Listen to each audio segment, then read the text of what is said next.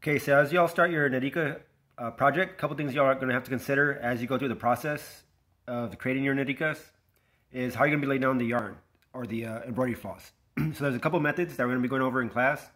There's the strand by strand method, the follow the contour from going out, follow the contour going in, circle with the starting on the outside, and then circle starting in the center. Okay, so for example, if you'll see on the example that I have in the video, for the rainbow, that's basically strand by strand. So I did strands of red, followed by pink, orange, etc.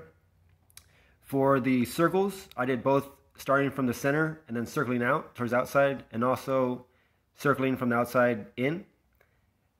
I did follow the contour. So for example, for the skull, I just followed this, you can see the lines, follow the contour of the skull until I got to a center point.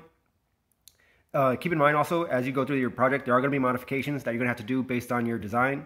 For example, my skull originally had teeth, but it was kind of hard to get the black in between and still make it look good. So I just sort of did it this style, so you can still see that it's a skull, but it's not exactly anatomically correct, I guess.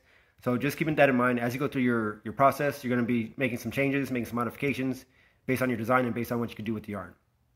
There's also where you can see here I started in the center and then circled out, or you could start on the outside and circle in. So as you go through the process of the creating your Nierikas, it's going to be your job to decide which yarn techniques you're going to be using. Obviously, you might be using all of them within one piece, depending on what you're doing. You might just be using one or two, but that's what we're going to be going over today: the different techniques for placing down the yarn or the embroidery floss on your Nierikas.